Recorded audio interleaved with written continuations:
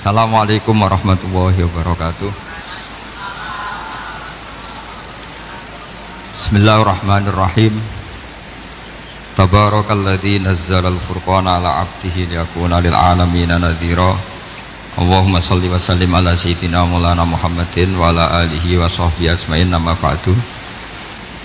Yang sangat kula hormati keluarga besar Raden Asnawi sedanten mawon, mulai Gus Hafid bin Ni'am bin Zuhri bin Raden Asnawi sedanten keluarga santri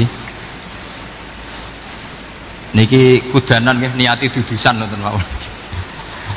Terus riyen wonten cerita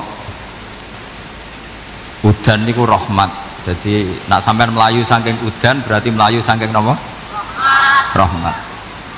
Terus niki terus cara berpikir niku udan niku rahmat, terus termasuk tobat sing sah niku dawuh Imam Ghazali kon adus nganggo banyu udan sing ceblok langsung, mergo nak liwat kenteng kadang kentenge iku hasil sumbangan proposal.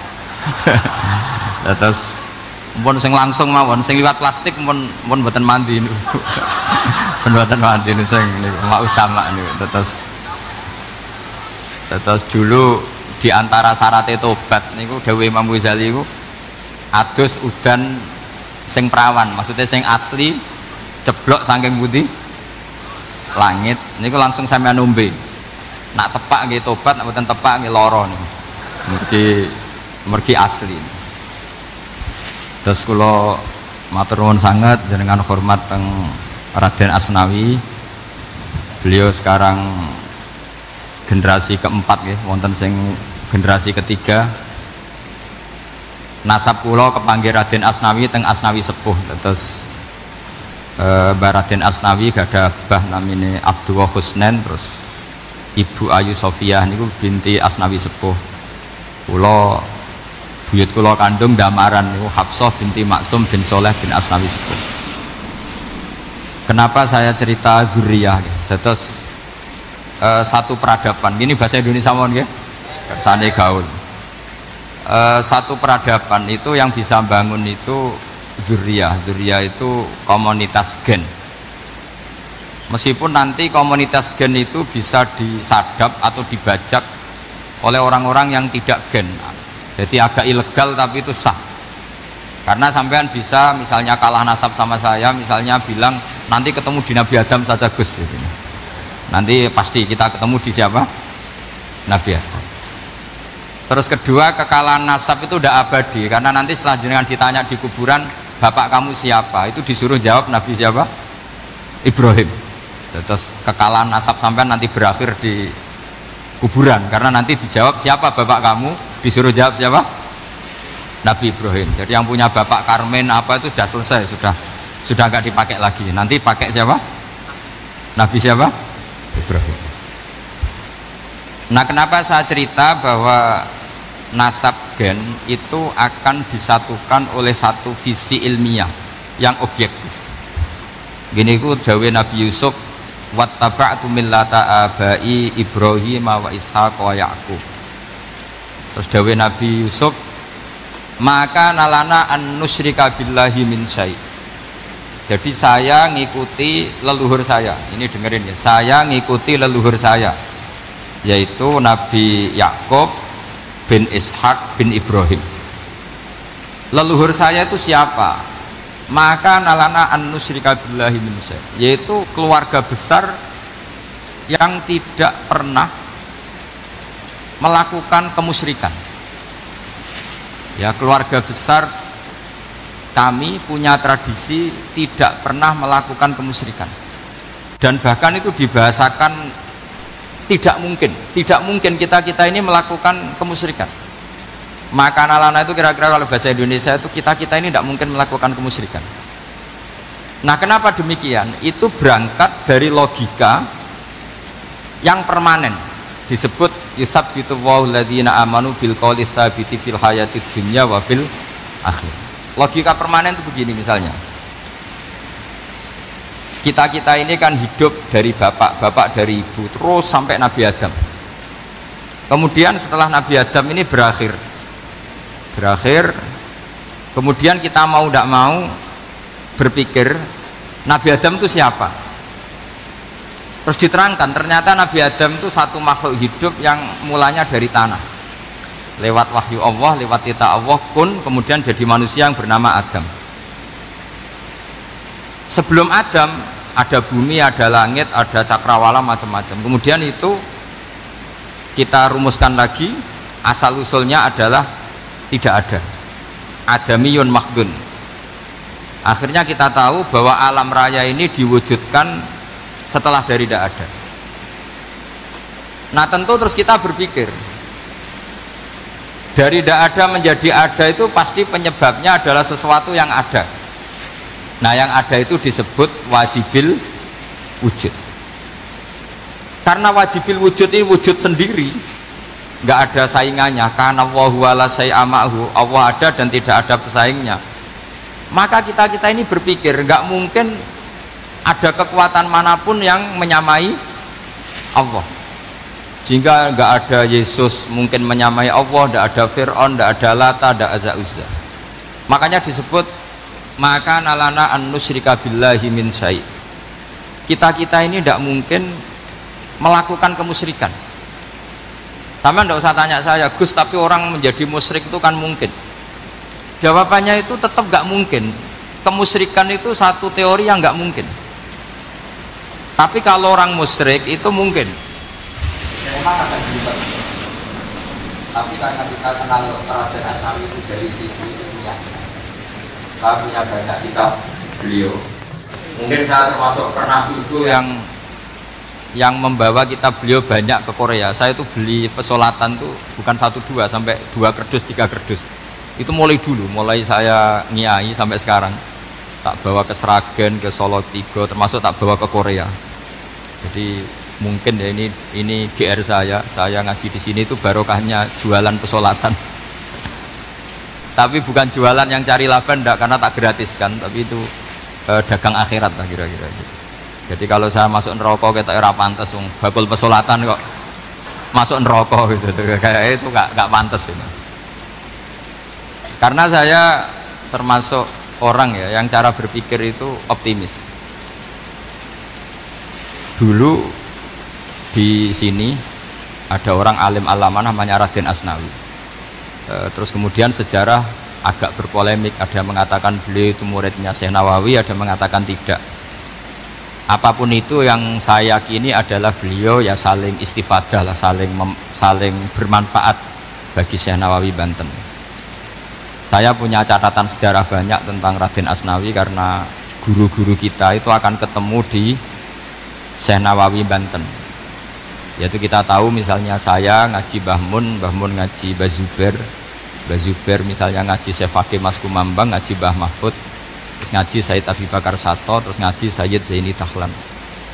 Kalau keluarga sini mungkin misalnya Gus Hafid, Mbah Niam, Mbah Zuhri, terus Raden Asnawi. Raden Asnawi kita tahu nikah dari istri mudanya Syekh Nawawi, yaitu Nyai Hamdana.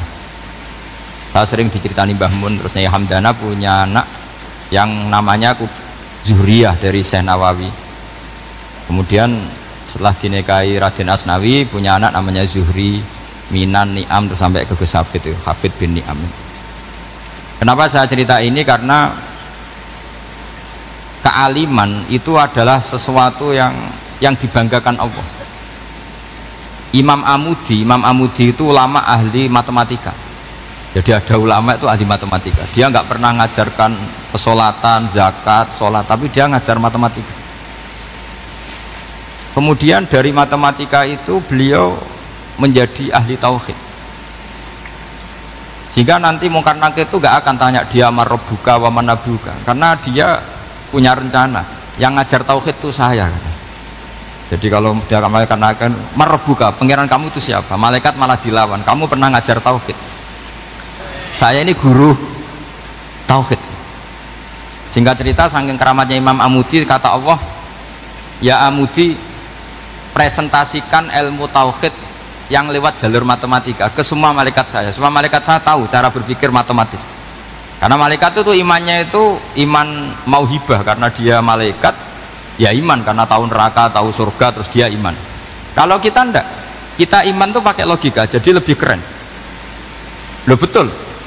Malaikat itu ketika bangga, ya Allah, apa ada orang yang imannya di atas kita? Jawabnya Allah ada. Siapa? Ya orang-orang kudus, kata Allah. Kira-kira gitu. Kenapa? Ya betul. Karena kamu iman saya itu wajar, kamu tahu saya, tapi mereka nggak tahu saya tapi iman. Kenapa bisa iman ya Allah? Karena mereka punya logika, punya akal. Akhirnya Imam Amudi disuruh sama Allah presentasikan logika tauhid kamu lewat jalur matematika. Malaikat disuruh dengerin semua, isma'u ya malaikati, ini mimpinya wali.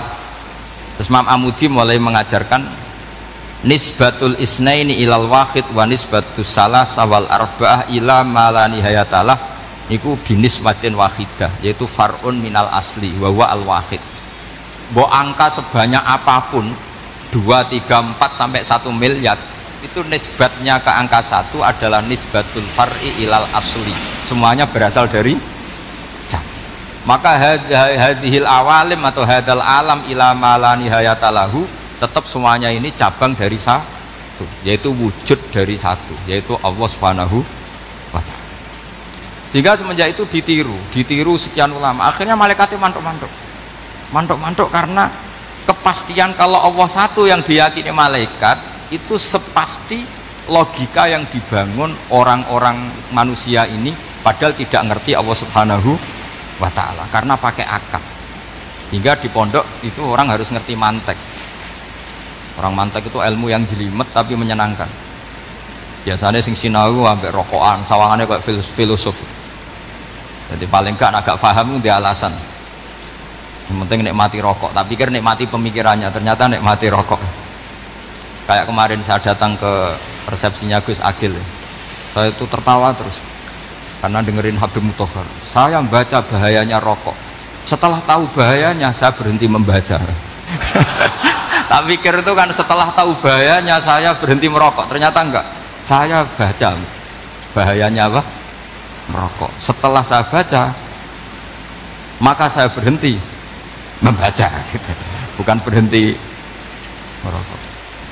Itu ilmu kelas tinggi seperti itu harus mantap. Pernah beliau ditegur dokter, "Beb, kalau rokok terus nanti mati." "Tenang saja, saya masih bawa korek."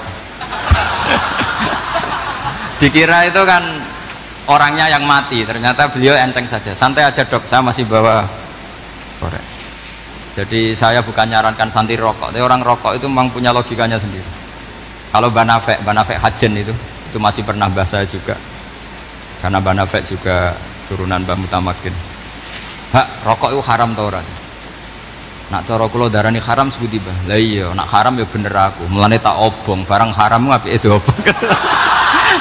Jadi saya tuh saya sama orang-orang sepuh itu tidak pernah menang. Jadi apa ya? Mereka itu orang yang sudah lama gimana ya? Mau dikatakan bulat itu ya, tapi memang nggak pernah kalah mereka. Ada satu kiai masih misananya Banafek. Ini rokok 2 katanya. Bagi yang nggak ngerokok berarti membiarkan 2 haram masih. Bagi yang merokok berarti mengurangi haram. Kalah lagi saya. Jadi saya tuh pernah dibully 2 mbah saya, karena 2 mbah saya ini rokok semua. Akhirnya saya sing nom ngalah gitu, karena saya tidak mungkin bilang sing waras ngalah karena kalah sepuh gitu. Jadi ya sudah, mau tidak mau harus bilang sing nom kalah. Tapi yang penting itu kita mendengar. Jadi ternyata sepinter-pinternya kita itu mesti kalah pinter sama yang sepuh-sepuh itu. Jadi kalau tahu bahayanya rokok lewat membaca ya harus berhenti merokok. Berhenti membaca kan. Nah malaikat ini cerita lagi malaikat. Saya memang dari awal niat hormat Raden Asnawi karena buyut-buyut beliau itu ketemu di buyut saya ini turunan Mbak Asnawi sepuh. Terus cuma buyut saya itu nikah Lasem, terus saya keceluk cucunya keluarga Lasem. Sebenarnya saya juga cucu Kudus, tapi terus alhamdulillah sekarang kembali karena buyut saya menyuruh saya ngajar di Damaran, terus sampai sekarang saya ngajar di Damaran. Jadi buyut saya itu masih lahir di Damaran, namanya Mbak Hafsah, itu Hamsoh binti Maksum bin Soleh bin Asnawi sepuh. Sama seperti nasab di sini Raden Asnawi, Mbak Abdul Husnan, terus Nyai Ayu Sofiyah, terus Mbak Raden Asnawi. Saya mau cerita, jadi ilmu itu lebih keren kita. Sehingga Rasulullah Shallallahu Alaihi Wasallam pernah ngendikan, saya ini rindu sekali li ikhwani, kata Nabi itu ikhwani. Terus sahabat bilang, alasna ikhwanaka ya Rasulullah, bukankah kita ini saudara kamu, saudara engkau ya Rasulullah? Tidak, antum ashabi, kamu itu sahabat saya. Siapa teman-teman kamu itu ya Rasulullah? Yaitu kaumun yang tidak melihat saya kemudian iman kepada saya. Jadi mereka seperti kita semua di Kudus tidak melihat Rasulullah Shallallahu Alaihi Wasallam, tapi iman sama Nabi. Dan ketika malaikat yubahi bikum malaikah, Allah bangga dengan malaikatnya, membanggakan kita. Sampai malaikat tuh sentimen, kok bisa ya Allah? Ya karena tadi kamu iman sama saya wajar, karena kamu melihat surga, melihat neraka, melihat aras. Sementara orang Kudus coba ngelihat apa? Paling simpang 5, apa simpang 7 itu. Tapi imannya nggak kalah dengan malaikat. Kenapa nggak kalah? Karena tadi kita diajarkan bahwa nisbatul isnaini wassalasah wal arba'ah ila ma la nihayatalaha itu sama-sama nisbatul far'i ilal asli. Tetap yang asli adalah angka. Jadi nggak mungkin aslu hadhil asya nggak dari Allah itu, nggak mungkin. Tetap dari zat yang satu. Kemudian tentu ini bukan nisbatul walad ilal walid, anak ke bapak tentu enggak, tapi nisbatul khaliq sama makhluk. Tapi apapun itu pasti satu. Jika Imam Amudi akhirnya masuk surga lewat jalur itu, tidak usah lewat pertanyaan man rabbuka wa man nuka. Kelasnya disuruh ngajar malaikat. Saya punya rencana jadi pengajar malaikat nanti itu kan. Jadi orang-orang Kudus yang dapat barokahnya Raden Asnawi nanti jangan mau kalau ditanya man rabbuka wa man nuka. Kelasnya itu harus apa? Jadi gurunya malaikat. Karena bapak kita Nabi Adam itu keren. Nabi Adam itu adalah orang yang disuruh Allah dipresentasikan, dibanggakan Allah di depan para malaikat. Ketika ada malaikat yang agak hasut, tapi itu tidak malaikat papan atas, malaikat yang kebanyakan. Itu kan agak gak terima Nabi Adam jadi apa? Khalifah. Sampai malaikat ini usul ataj'alu fiha mayufsidu fiha wasfikut. Makanya kalau saya protes sama malaikat itu malaikat yang ini, bukan Jibril sama Israel. Kalau protes Israel bahaya, bisa dihabisin. Saya pernah ditanya seorang kiai, Gus jenengan gojlok malaikat kok berani? Ya karena malaikat yang jenis ini pernah gojlok Nabi siapa? Adam. Nggak percaya kalau Nabi Adam itu layak mimpin, sampai protes ataj'alu fiha mayufsidu fiha wasfikut. Tapi apa yang terjadi? Allah mengajarkan satu ilmu di Nabi Adam, kemudian disuruh meresentasikan. Qala ya Adamu ambihum bi asma'ihim. Adam, coba kamu presentasikan ilmu kamu.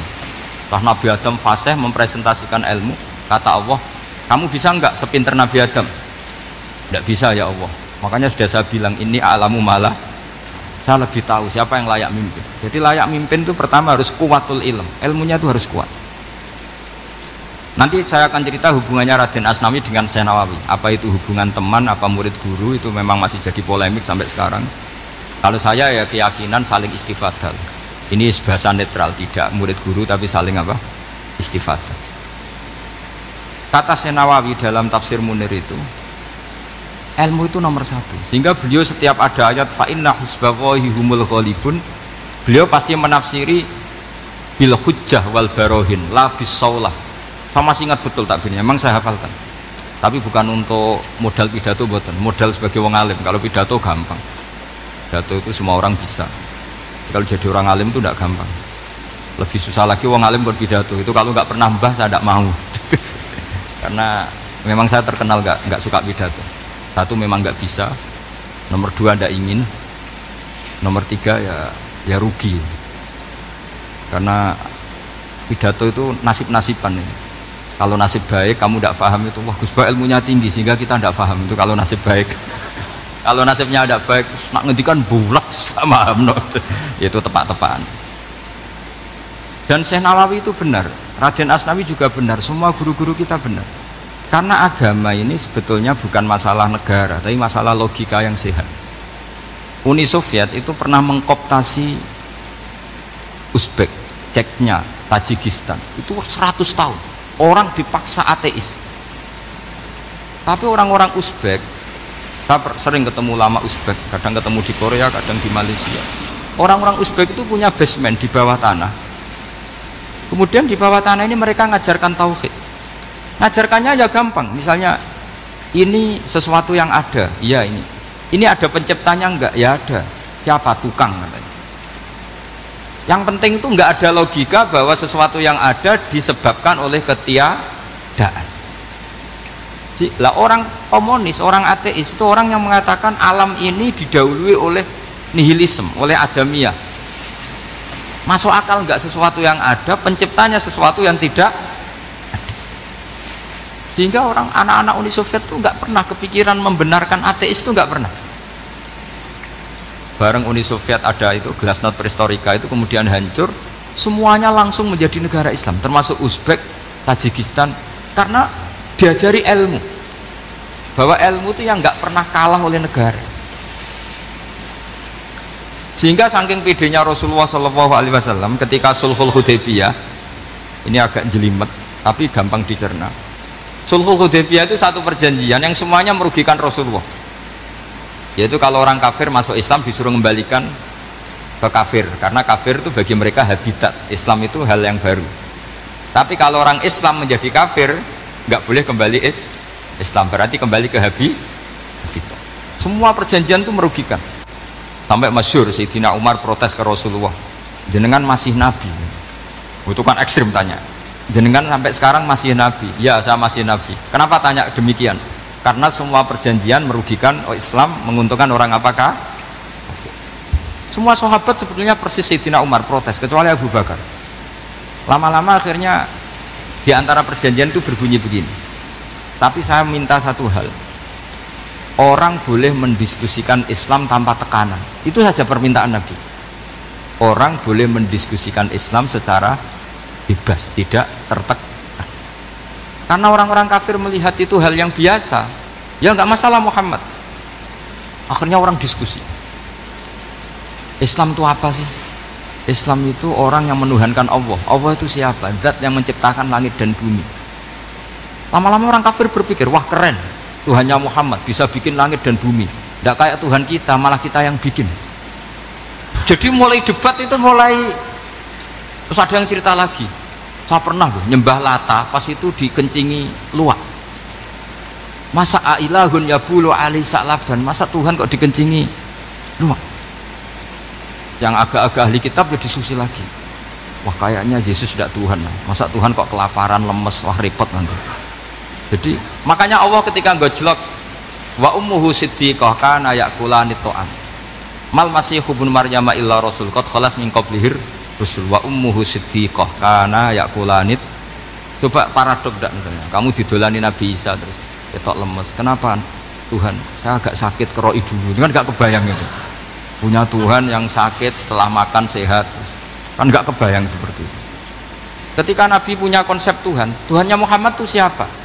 Yaitu zat yang la awalalah, zat yang pertama. Lalu Tuhan itu siapa?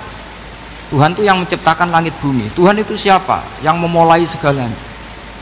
Lama-lama mereka berpikir, wah kalau gitu yang benar itu Islam. Maka kata Imam Zuhri, Syihabuddin Az-Zuhri, famaka nafathun fil islami a'zoma min sulhil hudaybiyah innamaka nasu yatafadhuruna fil hadis wal munaza'ah. Semua teks riwayat itu ada kata wal munaza'ah, orang bebas ngomong dan berdebat. Munaza'ah itu berdebat. Terus akhirnya falam yatakallam ahadun bil islami yaqilu syai'an illa dakhala fihi. Kemudian setelah berdebat dan mereka tahu Islam, pasti akhirnya masuk. Dan itu yang sekarang terjadi di dunia. Makanya saya pernah ditanya seorang profesor, Gus, kalau di Jogja ada sekolah perbandingan agama, menurut Anda gimana? Asal itu tentang agama, nggak apa-apa. Tapi kalau yang dibandingkan umat Islam itu jangan. Karena nanti kalau di Indonesia kira-kira yang copet itu ditanya agamanya juga Islam, yang koruptor juga Islam. Jadi kalau yang dikaji Islamnya nggak apa-apa, tapi orangnya jangan, kata saya. Karena yang bulat ya banyak, yang nggak sholat ya banyak. Tapi kalau Islamnya saja, misalnya adu konsep tentang Tuhan. Masyhur kita mungkin banyak yang melihat itu debatnya Stanley Fischer sama Ahmad Didat itu. Tuhan kamu siapa ini itu, sama Didat cerita Tuhan saya itu lam yalid walam yulad walam yakul lahu kufuwan. Itu spontan ada seorang mahasiswi bilang, sepertinya Tuhan Anda lebih menarik karena Tuhan Anda yang menciptakan langit bumi, yang Tuhan ini kok lahirnya sudah di bumi, masa lahir-lahir langsung jadi Tuhan.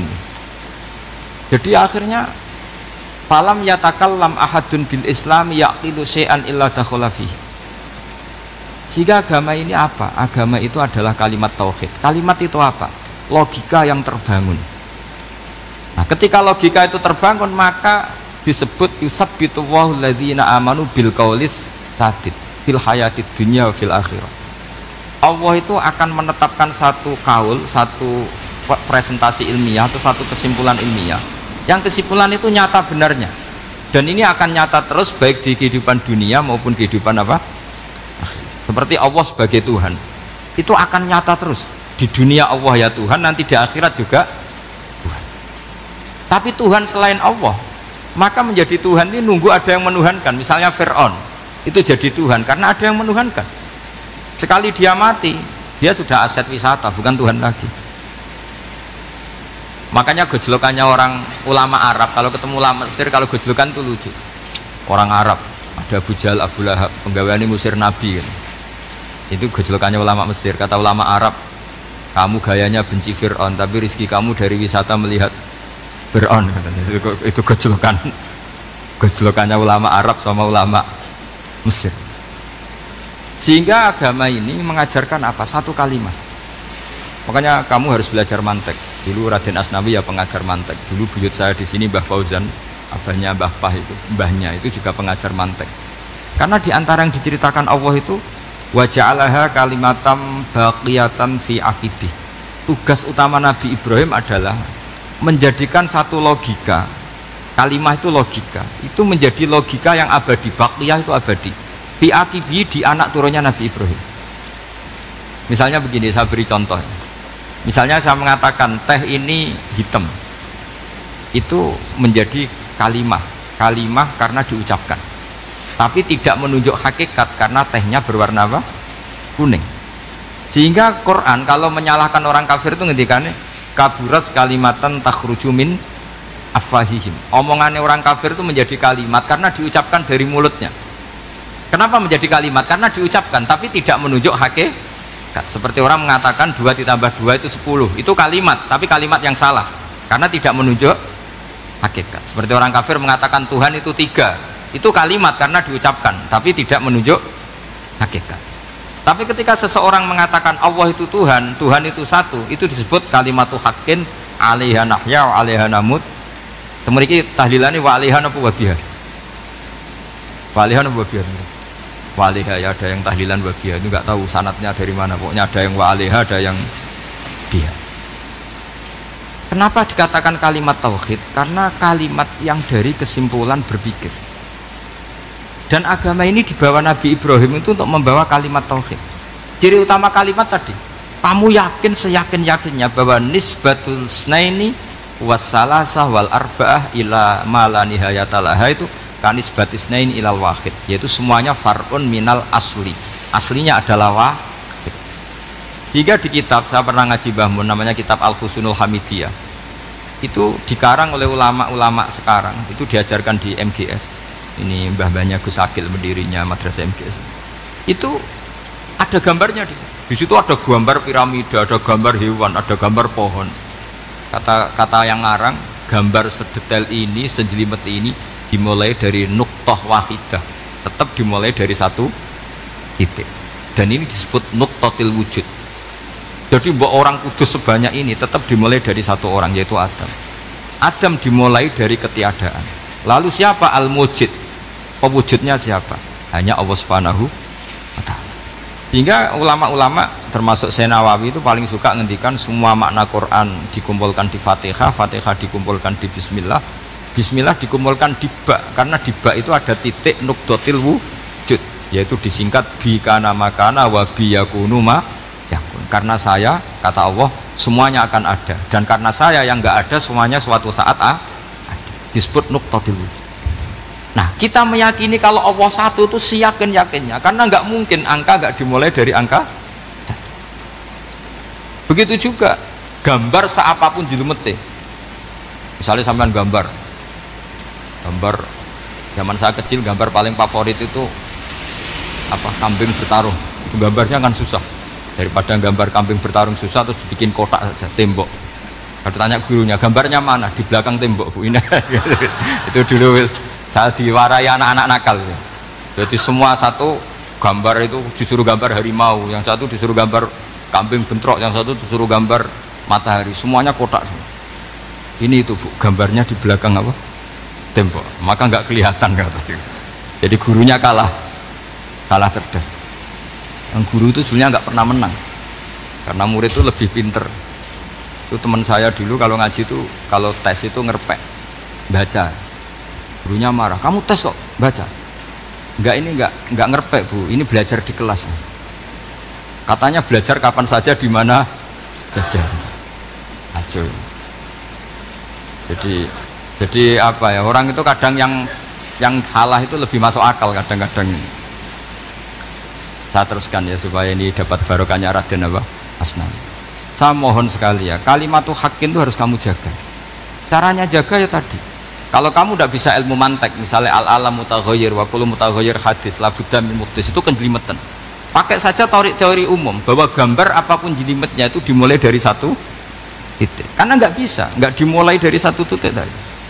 Maka alam apapun jumlahnya nggak terhingga, tetap dimulai dari al-wahidul qahar, yaitu satu titik. Yaitu dalam konteks tauhid tentu itu Allah Subhanahu wa ta'ala. Sehingga Nabi Ibrahim itu orang paling sukses bikin wajah alaha kalimatam baqiyatan fi aqibi. Terus Nabi Muhammad begitu, sahabat gitu, sampai kita sekarang diajari ilmu mantek. Ilmu mantek itu logika yang nggak terbantahkan. Karena mau tidak mau. Kata Imam Syafi'i, fa innal uqula mutarratun ila qabulil haq, karena akal akan dipaksa menerima kebenaran. Dan itu yang terjadi di Uni Soviet. Dikoptasi 100 tahun untuk berfaham ateis, dilawan oleh ilmu, tetap menanamkan ilmu tauhid, ilmu mantek. Ketika Uni Soviet secara politik runtuh, semuanya menjadi muslim, termasuk negara-negara yang dulu dikoptasi. Maka kamu tidak usah kecil hati di Indonesia, apapun rusaknya negara ini, asal kita cara bertauhid benar, insya Allah tetap meninggal husnul khotimah. Karena sudah janjinya Allah, yusabbitu walladzina amanu bil qaulits tsabit. Sing jelas itu nomor satu tuh al qaulits tsabit. Memang itu logika yang masuk akal. Jadi jangan kira semua orang ditanya marabbuka, ndak. Banyak ulama yang nggak ditanya. Masyhur dalam cerita keramat-keramat. Ada guru tauhid ngajarin tauhid. Setelah ditanya mungkar nakir, Imam Malik datang.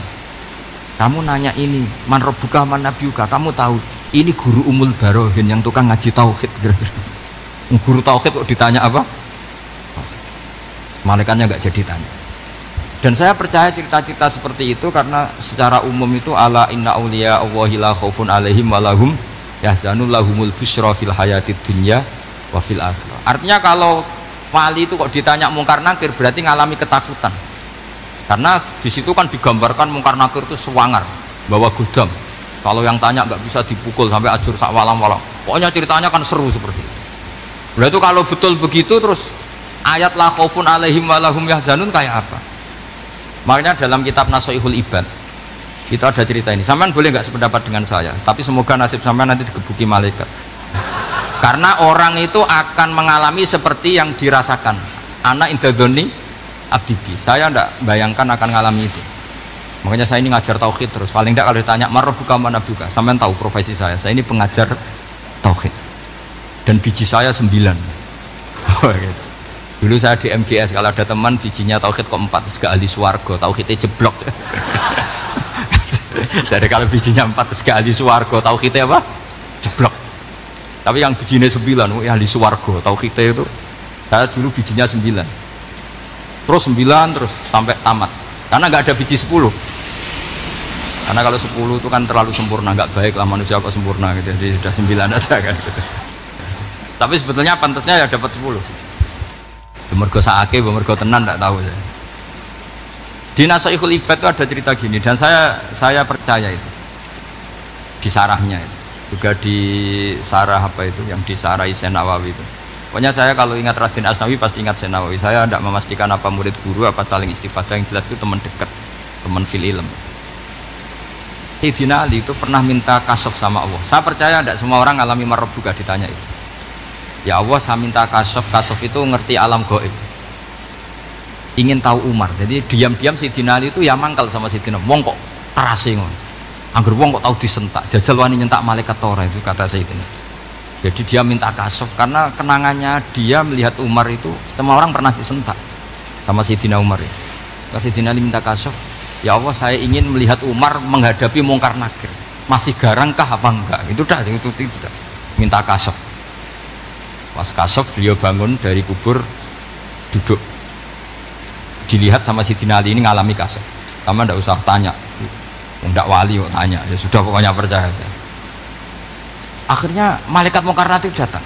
Itu di situ digambarkan matanya itu kalkidril mughalla, kayak apa itu? Panci yang dibakar. Wah, seru. Sumpah nang Sayyidina Ali. Baru ini kamu akan takut gitu. Tadi ternyata enggak, Umar bangkit disementak orang tua itu. Kamu tahu menghadapi siapa? Yang sopan. Oh, ada sontak. Kaget malaikatnya itu karena nggak pernah ngalami disentak, mungkin itu pertama. Kaget. Memangnya kamu siapa? Saya ini teman kekasih Tuhanmu. Saya yang diandalkan temannya sebenarnya bukan dia. Ana sohibu habibillah. Saya ini temannya kekasihnya Allah. Jadi dia ngandalkan temannya sebetulnya, bukan ngandalkan dirinya.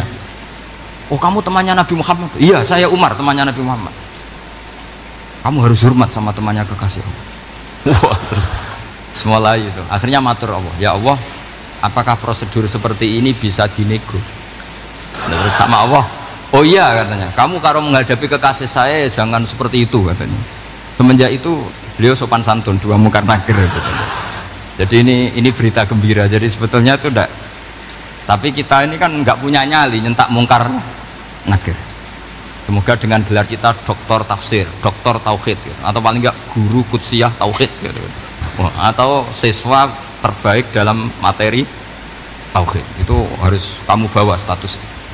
Jadi sehingga nanti ini saya ranking 1 tauhid, masa masih ditanya marbuka waman nabi. Dan itu menurut saya sah. Zaman nggak usah protes takbirin gitu, susah usah takbiran. Pokoknya takbirnya adalah wali-wali itu la khaufun alaihim walahum. Mereka tidak akan mengalami ketakutan baik kehidupan dunia maupun kehidupan akhir.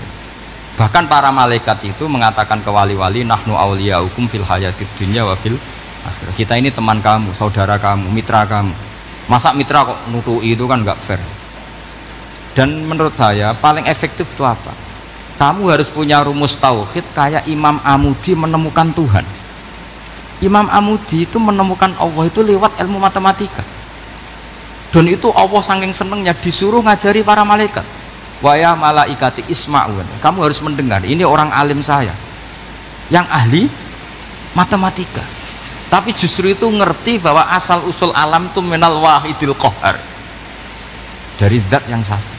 Akhirnya Imam Amudi mulai ngajar tuh.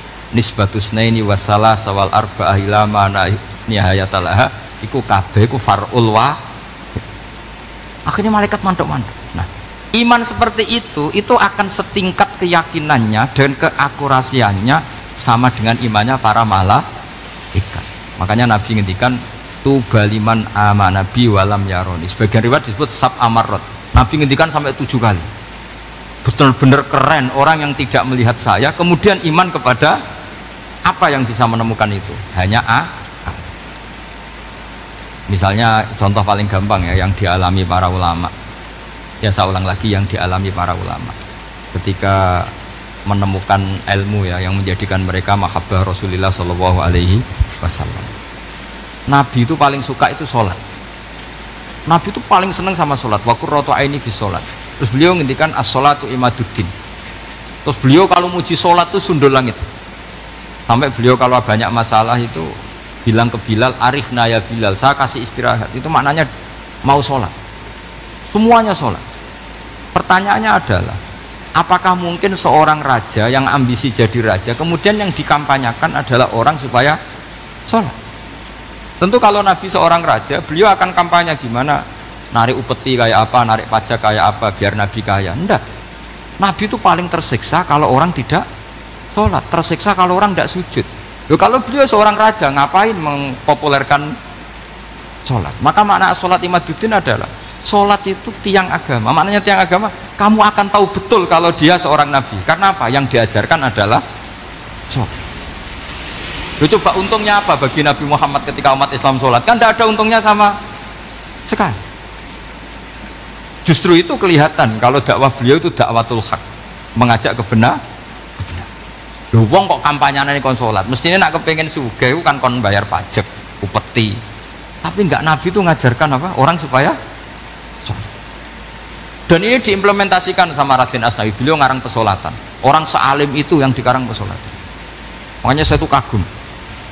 Saya saksinya banyak. Tanya murid-murid saya kalau beli pesolatan tak kerdus, saya kirim ke Korea, terus ke pedalaman-pedalaman. Karena saya butuh pesolatan, bahwa orientasi kita itu sholat. Sehingga wali-wali itu dulu, saya berkali-kali cerita kalau ngaji, wali-wali dulu itu kalau ditawarin Allah masuk surga itu tanyanya satu, ya Allah di surga ada sholat enggak? Kalau enggak ada saya enggak mau. Kalau sampean pasti enggak tanya gitu, pasti itu sudah ada. Sampean malah gini, enak mlebu swarga ora usah sholat, mesti gitu. Sudah, jadi sudah lama sekali nganggap sholat itu problem. Dan itu berat masuk surga, kalau begitu terus itu berat. Itu pertanyaannya gitu. Karena alam rohani kita, saya ulang lagi, alam rohani kita itu tidak kebayang kalau kita hanya nyuwun sewu nikmati secara seksual, secara biologis. Makanya ada ulama ditanya, kenapa sholat itu lebih indah ketimbang nikmat al-wiqa misalnya, nikmatnya hubungan biologis. Jawabnya ulama itu gini, lucu, jawabannya sederhana. Nikmatnya kamu punya anak itu apa? Jawabnya ulama itu lucu. Kalau sakit dia sembuh, kalau hilang dia datang. Saya ulang lagi ya, kalau sakit dia sembuh, kalau hilang dia datang. Sekarang orang tua yang punya anak sakit koma di UGD atau di emergency, itu senangnya tuh mengalahkan kesenangan apa saja. Kira-kira orang yang berhubungan intim atau yang hubungan biologis dengan orang yang sedang anaknya sembuh dari koma, senangnya senang mana? Senang yang melihat anaknya sembuh dari koma. Senikmat apapun hubungan biologis, seneng anaknya yang hilang ketemu. Nah, kalau anak ketemu saja orang seseneng itu, apalagi kita di surga ketemu zat yang lama kita sembah, yang lama kita rindukan, yang lama kita rindu, kemudian ketemu di surga, maka tidak ada artinya surga tanpa melihat Allah Subhanahu wa ta'ala. Memang harus dijelaskan secara rohani. Akhirnya orang ngerti bahwa nikmat tertinggi di surga adalah melihat Allah Subhanahu wa ta'ala. Karena kalau anak-anak muda mungkin protes, ya enggak, ya enak kumpul sama widadari gini-gini. Wah, itu kan yang trauma bojone jelek gitu. Wah, itu yang bojone jelek mesti kesusu masuk surga karena itu sudah jelek, cerewet, nggak mati-mati kan gitu. Terus dia ingin masuk surga mesti niatnya welek, mesti pikiran pertama itu kumpul widadari. Tapi ada ulama yang bikin analogi tadi, misalnya istri kamu cantik, kemudian anak kamu sakit, koma. Hubungan dengan istri sama dengar berita anak kamu sembuh, seneng mana? Seneng anak sembuh. Sama anak yang hilang, seneng mana? Anak yang hilang ketemu. Maka terus ulama bisa menjelaskan itu. Kalau orang ketemu anaknya seseneng itu, apalagi ini ketemu Tuhannya yang bertahun-tahun disembah, kemudian tidak pernah melihat. Di surga itu nanti kita melihat Allah Subhanahu. Makanya Allah begitu bangganya mempromosikan surga. Surga itu apa?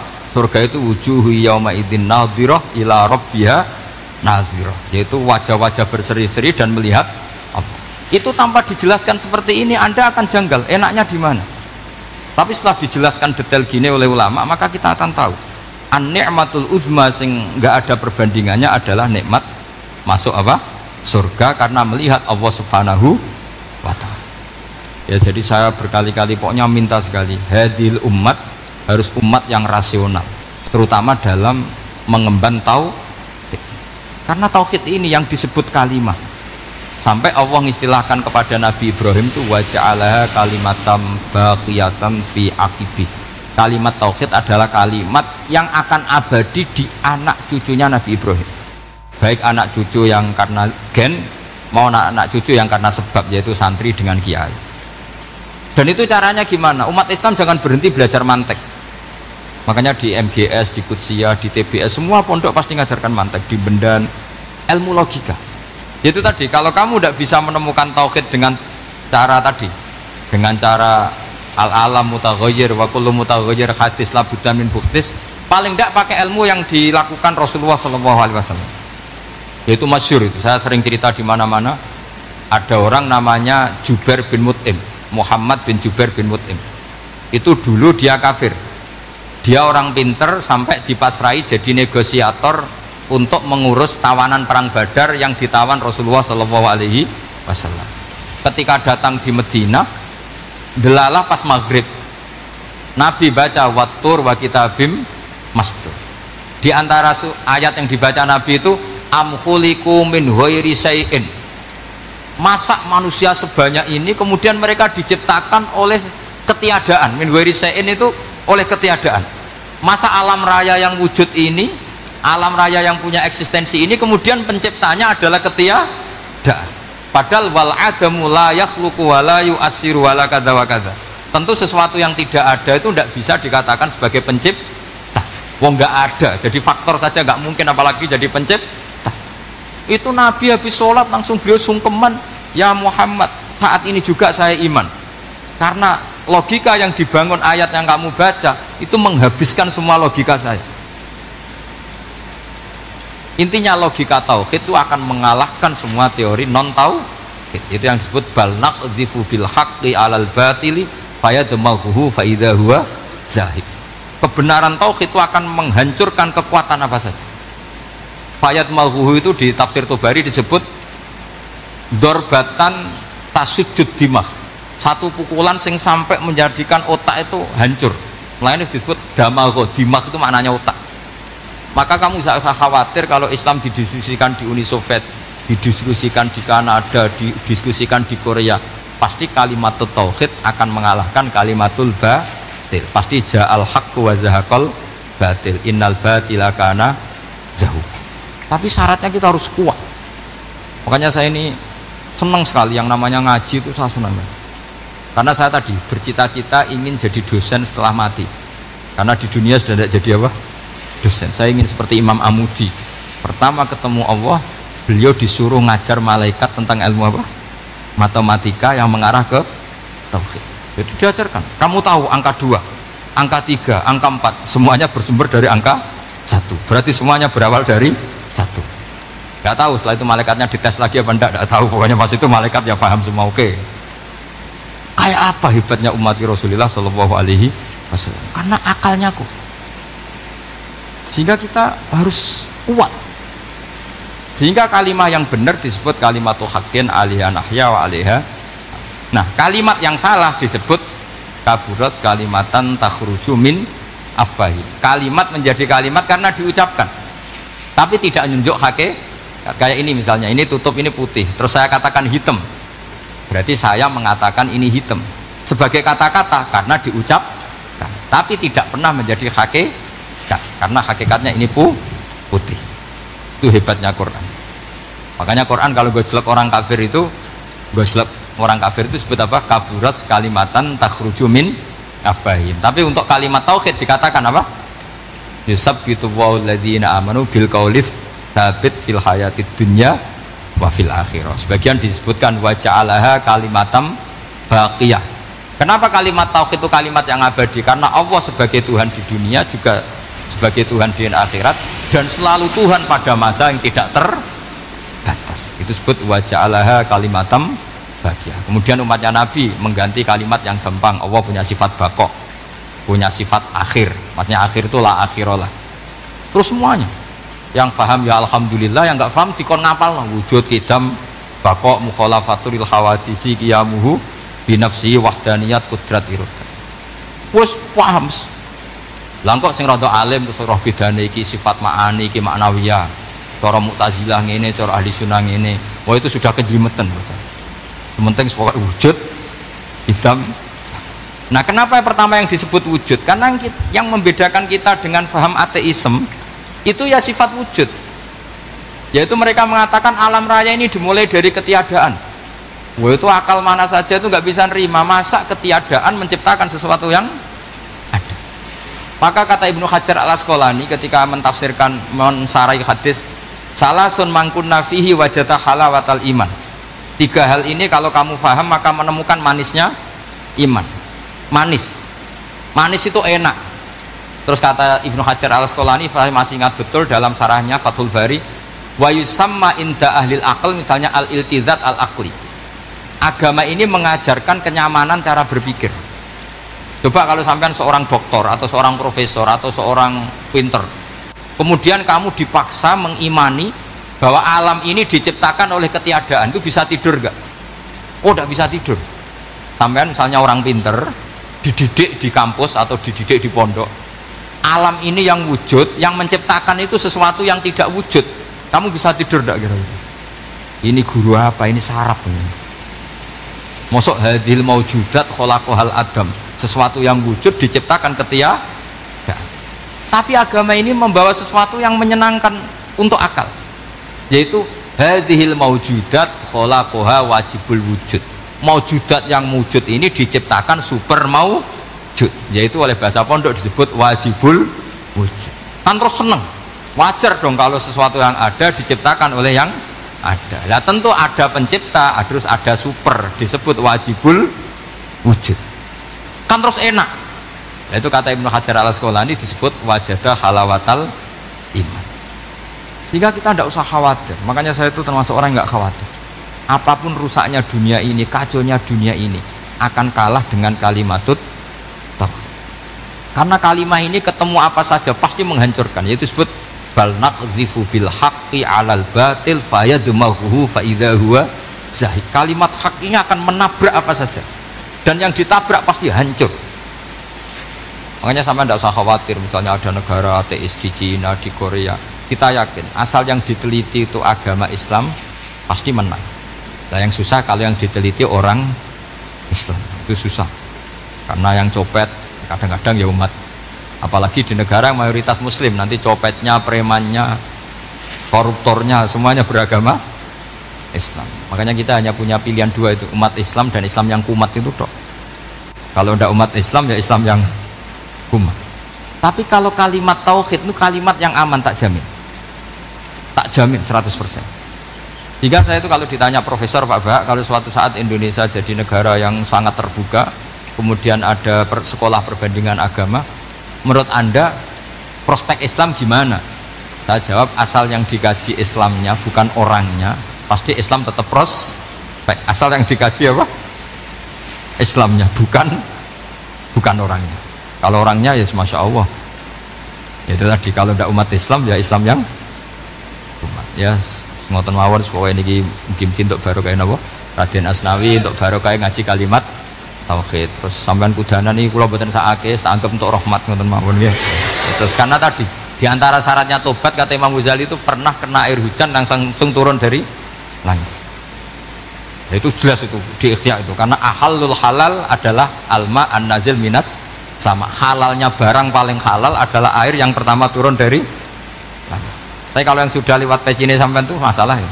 Kadang pecinya kan kayak temannya gasap macam-macam itu, atau beli lewat nyentak orang tua, ya masalah lah. Tapi ya lebih baik yang pakai peci timbang yang enggak, lebih sopan gitu kan. Tapi yang enggak pakai peci ya enggak apa-apa, karena langsung kena apa?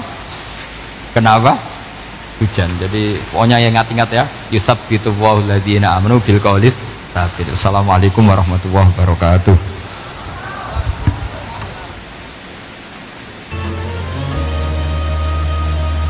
Assalamualaikum warahmatullahi wabarakatuh.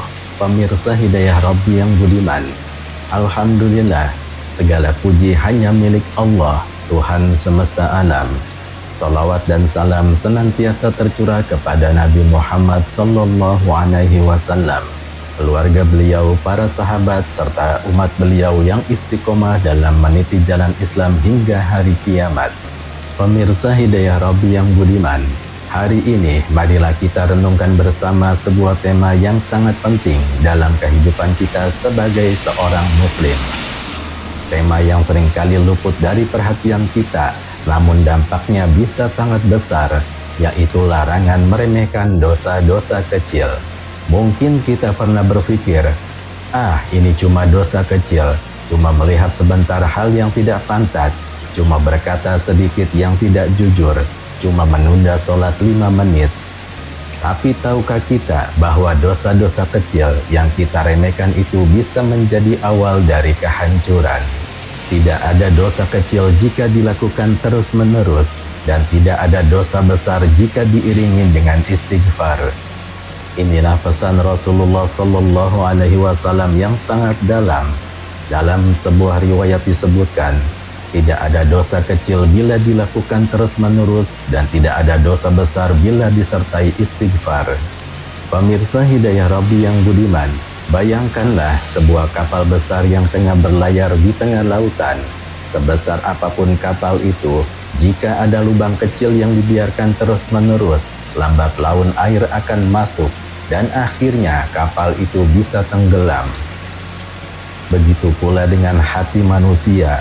Dosa kecil yang terus dilakukan tanpa penyesalan adalah lubang yang perlahan-lahan merusak hati. Dan jika hati sudah rusak, maka iman pun ikut terkikis. Allah Subhanahu wa Ta'ala berfirman dalam surat Al-Zalzalah ayat 7-8 yang artinya, maka barang siapa yang mengerjakan kebaikan sebesar zarah, niscaya dia akan melihat balasannya. Dan barang siapa mengerjakan kejahatan sebesar zarah, niscaya dia akan melihat balasannya pula. Dari ayat ini kita belajar bahwa Allah tidak pernah menganggap remeh sekecil apapun amal manusia. Maka apakah pantas bagi kita untuk meremehkan dosa-dosa kecil? Pemirsa Hidayah Rabbi yang budiman, mari kita renungkan sejenak. Dosa kecil adalah jalan menuju dosa besar.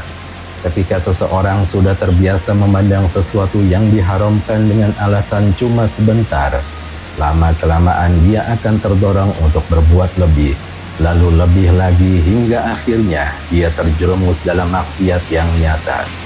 Rasulullah Shallallahu Alaihi Wasallam bersabda, jauhilah oleh kalian dosa-dosa kecil, karena sesungguhnya permisalannya seperti sekelompok orang yang turun ke sebuah lembah. Lalu datanglah setiap orang membawa satu ranting kayu, hingga akhirnya mereka dapat menyalakan api. Lalu mereka memasak apa yang mereka inginkan. Hadis riwayat Imam Ahmad. Hadis ini sangat indah dan penuh hikmah. Dosa kecil diibaratkan ranting kayu kecil. Tapi jika dikumpulkan banyak, ia bisa menjadi bahan bakar yang membakar habis iman dan amal seseorang. Pemirsa Hidayah Rabbi yang budiman, marilah kita lihat contoh dalam kehidupan nyata. Seorang pemuda mulai terbiasa memandangi hal yang haram di media sosial. Awalnya hanya iseng, hanya beberapa detik. Namun kebiasaan ini berlanjut dan pelan-pelan hatinya menjadi gelap. Sholatnya mulai berat, bahkan ditinggalkan. Hatinya merasa biasa saja karena ia merasa itu hanya dosa kecil. Padahal inilah jebakan setan. Dalam surat An-Nur ayat 21, Allah Subhanahu wa Ta'ala mengingatkan, wahai orang-orang yang beriman, janganlah kamu mengikuti langkah-langkah setan. Barang siapa mengikuti langkah-langkah setan, maka sesungguhnya dia menyuruh berbuat keji dan mungkar. Quran surat An-Nur ayat 21. Setan tidak langsung mengajak kepada zina, korupsi, atau melenyapkan orang. Ia memulainya dengan langkah-langkah kecil dengan dosa-dosa kecil yang diremehkan. Pemirsa Hidayah Rabbi yang budiman, jangan pernah menyepelekan dosa, karena dosa sekecil apapun akan dicatat oleh malaikat Raqib dan Atid. Dalam surat Qaf ayat 18, Allah Subhanahu wa Ta'ala berfirman yang artinya, tiada suatu kata pun yang diucapkannya melainkan ada di dekatnya malaikat pengawas yang selalu hadir. Quran surat Qaf ayat 18. Selain ucapan kita, setiap pandangan kita, setiap langkah kita tidak luput dari pengawasan. Maka berhati-hatilah karena setitik noda bisa menghitamkan cermin hati. Namun pemirsa yang budiman, jangan pula kita berputus asa. Sebesar apapun dosa, pintu tobat selalu terbuka. Allah Subhanahu wa Ta'ala berfirman yang artinya, katakanlah, wahai hamba-hambaku yang melampaui batas terhadap diri mereka sendiri, janganlah kalian berputus asa dari rahmat Allah. Sesungguhnya Allah mengampuni dosa-dosa semuanya. Quran surat Az-Zumar ayat 53. Masya Allah, betapa luas rahmat Allah. Bahkan orang yang telah membunuh 100 orang pun masih diberi kesempatan untuk bertobat. Sebagaimana dalam kisah masyhur yang pernah kita dengar, seorang pria yang telah menghabisi 99 orang, ia mencari jalan tobat, namun karena bertanya pada orang yang salah, ia malah menghabisi lagi dan genaplah menjadi 100. Akan tetapi hasrat untuk bertobat masih membara dalam hatinya. Ia mencari orang alim yang benar, dan ketika ditemukan, orang alim itu berkata, "Jangankan 100, dosamu menyentuh langit pun akan diampuni oleh Allah Subhanahu wa Ta'ala jika engkau benar-benar bertaubat." Subhanallah. Tapi syaratnya ia harus hijrah, meninggalkan lingkungan buruknya, dan dalam perjalanan hijrahnya ia wafat di tengah jalan. Allah Subhanahu wa Ta'ala yang Maha Pengasih dan Maha Penyayang mengubah jarak tanah agar ia dianggap lebih dekat ke tempat tujuan, dan akhirnya dibawa oleh malaikat rahmat. Pemirsa Hidayah Robi yang budiman, pelajaran besar dari kisah ini adalah Allah Subhanahu wa Ta'ala tidak melihat masa lalu kita, tapi melihat usaha kita untuk memperbaiki diri. Maka jangan pernah berkata, "Dosa saya terlalu banyak." Tidak ada dosa yang lebih besar dari rahmat Allah Subhanahu wa Ta'ala. Namun jangan sampai rahmat Allah ini membuat kita lengah. Jangan sampai kita berkata, "Ah, Allah kan Maha Pengampun." Lalu dengan enteng melakukan dosa. Ini adalah bentuk istihza atau mempermainkan agama. Inilah yang sangat berbahaya. Imam Hasan Al-Basri rahimahullah pernah berkata, "Sesungguhnya seorang mukmin melihat dosa-dosanya seperti gunung yang hendak menimpanya, sedangkan orang fasik melihat dosa seperti lalat yang hinggap di hidungnya, lalu dia usir begitu saja." Pemirsa Hidayah Rabbi yang budiman, mari kita hidupkan hati dengan muhasabah. Mari kita jaga hati dengan memperbanyak istighfar. Mari kita perbanyak amal meski kecil, karena siapa tahu disitulah rahmat Allah Subhanahu wa Ta'ala turun. Sahabat Rasulullah Sallallahu Alaihi Wasallam Abu Hurairah radhiyallahu anhu pernah meriwayatkan bahwa Rasulullah Sallallahu Alaihi Wasallam bersabda, "Sesungguhnya aku memohon ampun kepada Allah dan bertaubat kepadanya dalam sehari lebih dari 70 kali." Hadis riwayat Imam Bukhari. Bayangkan Rasulullah Sallallahu Alaihi Wasallam yang maksum saja beristighfar setiap hari. Bagaimana dengan kita? Pemirsa Hidayah Rabbi yang budiman, jangan pernah meremehkan dosa kecil, karena dari yang kecil bisa tumbuh menjadi kebiasaan buruk.